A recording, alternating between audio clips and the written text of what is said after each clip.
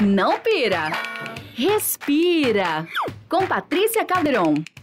Muito boa tarde a todos, 4h37 no ar, Não Pira e Respira para toda a capital e o estado do Ceará ligadinho aqui na Jovem Pan News. E a gente ainda está no Janeiro Branco, a gente está falando sobre saúde mental, a gente está falando sobre a prevenção e a importância de se cuidar da saúde mental. Eu entrevisto hoje o Dr. Sérgio Henriques, ele que é médico psiquiatra do Instituto de Neurocirurgia de São Paulo. Doutor, muito boa tarde, obrigada pela participação mais uma vez aqui no Não Pira. Boa tarde, Patrícia, é muito bom estar aqui com você, falando ao seu ouvinte e telespectador. Doutor, a gente está aí no Janeiro Branco, então a gente tem feito várias temáticas sobre saúde mental. O Não Pira e Respira já fala toda quarta-feira sobre o assunto, mas esse mês a gente intensificou ainda mais o assunto, principalmente depois que o Senado aprovou um projeto de lei que criminaliza as práticas de bullying e cyberbullying. E é interessante, né, doutor, porque a gente sabe que essas práticas ultimamente têm trazido muitas tragédias, principalmente entre os jovens, que tiram a própria vida. A gente sabe que as redes sociais hoje é terra de ninguém.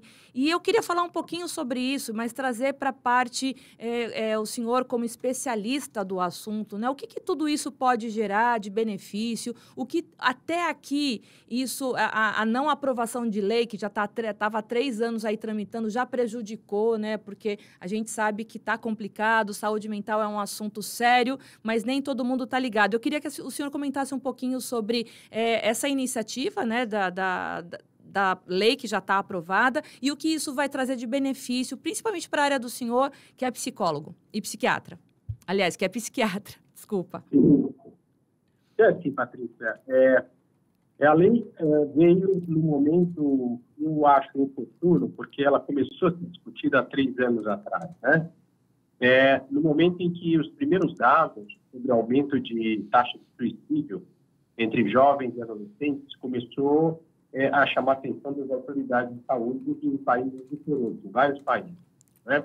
Então, o que nós acabamos entendendo, né, a partir das pesquisas que foram feitas, é que houve um aumento relativamente recente nessa última década na taxa de suicídio entre jovens e adolescentes e, em especial, entre garotas, entre meninas, e o uso de redes sociais foi diretamente relacionado como fator de risco, né, nesses casos de tentativa de suicídio e suicídio, né? Aqui no nosso país, algumas situações que aconteceram nesses últimos anos de repercussão nacional, que envolveram casos de suicídio, não só alguns atentados em escola, né, não raro relacionando isso a alguma atividade em rede social, né, e que evidenciavam que havia, de alguma forma, um estímulo, um fomento, né, a que essas pessoas ou cometessem suicídio ou que essas pessoas planejassem algum atentado contra outras pessoas. Então, provavelmente, esses eventos que deram início à discussão dessa lei. O que a gente espera que uma lei desse tipo acabe inibindo, né, Patrícia, um comportamento desse tipo. Então, atualmente, é proibido, é contra a lei, você pode ser penalizado pela lei se você, de alguma forma, ter uma dica de como se suicidar, ou dizer a uma pessoa que ela tem que morrer mesmo, que a vida não vale a pena. Então, qualquer tipo, né, de colocação nesse sentido, ela pode ser vista como uma situação passível de penalização, como um crime, né?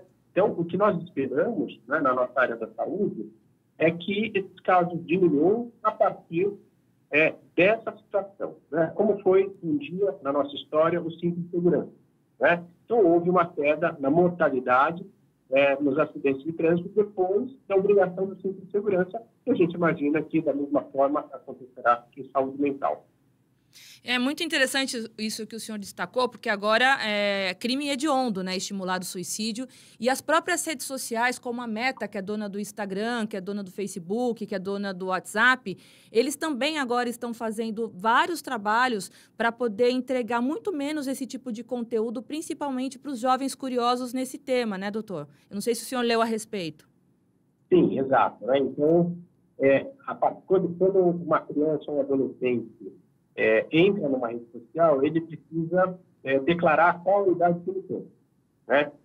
Se for uma situação verídica, né? Se esse jovem ou adolescente declarar exatamente a idade que tem, então, dependendo da faixa etária, vai haver uma restrição. Ele não vai ter acesso a conteúdos dessa natureza. Né? Então, é muito importante.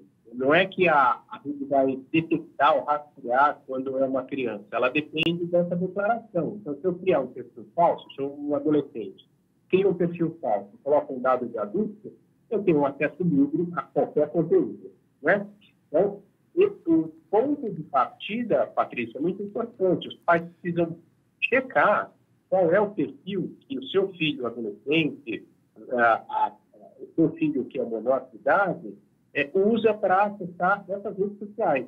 A partir dessa faixa etária, é que o conteúdo pode ser, então, pela Meta, né, pode ser restrito.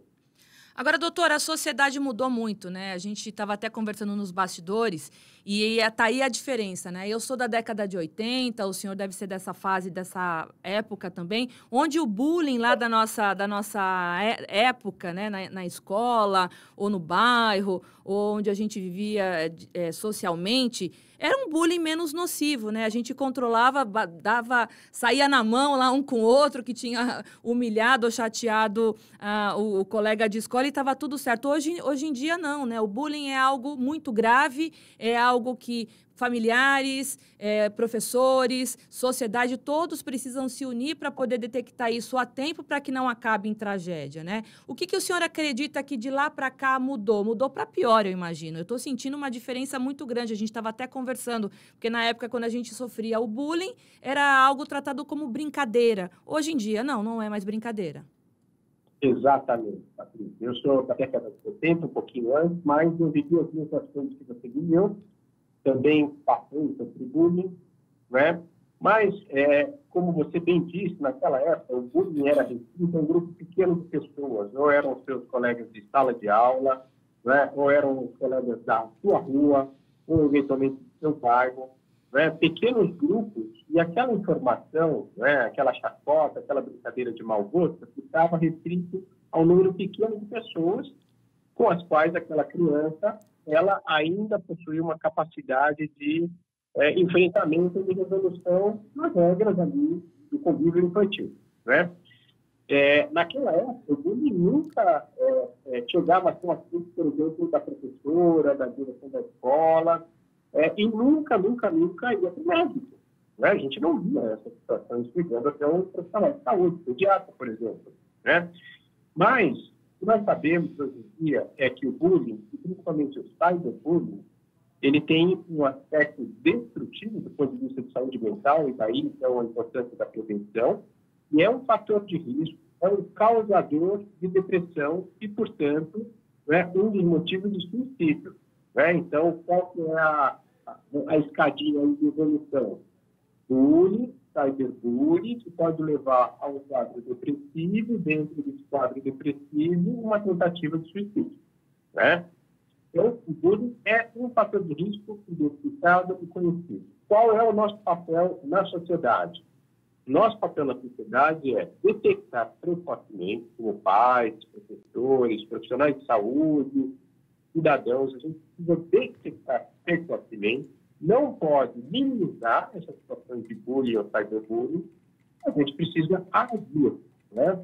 Mais do que isso. Então, quando um problema desse tipo, né, Patrícia, lá do passado, aquele bullying da escola, que era uma coisa menos impactante, vira lei, vira crime, daí você consegue ter uma ideia do tamanho do problema, Patrícia. Né? Então, aumentou muito a nocividade, né? O perigo que o bullying carrega e o mal que ele pode fazer às pessoas. O cyberbullying é é o bullying que ocorre através das redes sociais, dos contatos sociais que nós temos. O cyberbullying é de difícil controle, Patrícia. Tudo que é falado em rede social fica registrado e fica reverberando, fica sendo repetido até anos depois. Um vídeo, né, uma colocação, uma conversa, alguém gritou, alguém gravou, e essa coisa pode voltar anos e anos depois. Então, é muito difícil de rastrear e controlar. O bullying presencial, numa sala de aula, numa escola, ele é mais fácil de conter, né? Mesmo assim, há casos que transcorrem por muito tempo antes que haja uma ação, né? Então, é necessário que nós todos tenhamos assim, um olho vivo em relação ao bullying e que a gente intervenha de forma saudável para evitar que essas situações perdurem. Doutor Sérgio, mais uma perguntinha para finalizar. Como a gente pode identificar, o senhor como especialista, como a gente pode identificar que os nossos adolescentes estejam passando por algum tipo de situação de bullying? Porque a gente sabe que o bullying traz a depressão, que traz a ansiedade e que traz várias doenças relacionadas à saúde mental e pode ser irreversível, né? Como detectar? Quais são os sinais? Então, isso é muito importante, né? Então, o que a gente orienta as pessoas, né, os jovens que estão sofrendo, é que eles peçam ajuda. Eu nunca espero que um adolescente vai chegar e falar assim: mãe, eu estou sofrendo bullying. Mãe, eu estou com depressão. O pedido de ajuda, ele não é claro e cristalino dessa forma, né? Então, o pedido de ajuda é: eu não estou bem, não dormi bem essa noite, não quero ir mais para a escola, perdi o interesse. As notas começam a cair, porque aquele adolescente, aquele jovem, não quer mais frequentar aquele ambiente, né? A família pode perceber que esse jovem, de uma hora para outra, começou a diminuir a vida social, né? Por não ser convidado, ou porque não tem mais a vontade de frequentar aquele grupo social, né? E aí, a partir desse momento, a partir desse momento, a família precisa ter um comportamento ativo de buscar mais detalhes, né, e entender se há ou não uma vida acadêmica, uma vida escolar saudável, né? Tem que procurar saber, tem que se interessar, né?